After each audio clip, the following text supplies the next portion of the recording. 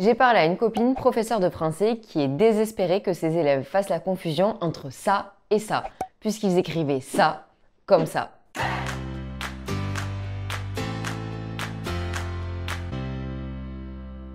Je lui ai promis de faire une vidéo, donc on part sur les homophones, ça et ça.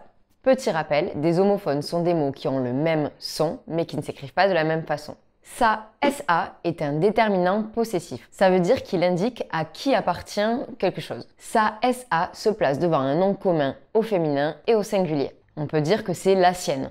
C'est sa robe. C'est sa trousse, par exemple. C'est la sienne. On peut remplacer ça par une. C'est une robe. C'est une trousse. On peut tout aussi bien le remplacer par un autre déterminant possessif au féminin singulier, donc ma ou ta. Ça, CC A, est un pronom démonstratif. Il n'est pas suivi d'un nom, il est généralement suivi d'un verbe ou de rien du tout, et on peut le remplacer par cela. Ça suffit. On peut remplacer ça par cela. Cela suffit. Autre exemple, je parle de ça. Je vais montrer de quoi il s'agit, d'où le nom pronom démonstratif. Je parle de cela, de cette chose-là en particulier. Je parle de ça.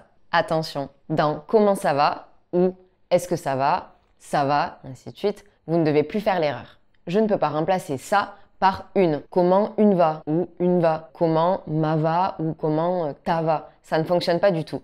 Comment cela va. Cela a été contracté en ça, donc comment ça va, CC A. Dernière chose, il existe une forme très peu employée qui s'écrit CC à accent. On l'utilise dans l'expression ça et là, qui veut dire d'un côté et de l'autre côté. Elle a disposé des fleurs, ça et là. Ça veut dire qu'elle a disposé des fleurs par ici et par là. Pour faire simple, ça, SA, est un déterminant possessif qui veut dire que c'est la sienne, donc suivi par un nom au féminin singulier qu'on peut remplacer par une, ma ou ta. Ça, CC est un pronom démonstratif qui peut être remplacé par cela. Si on ne peut pas remplacer par une, c'est donc ça, CC A. Pour vous entraîner et vérifier si vous avez bien compris, vous pouvez faire les exercices qui sont juste dans la description.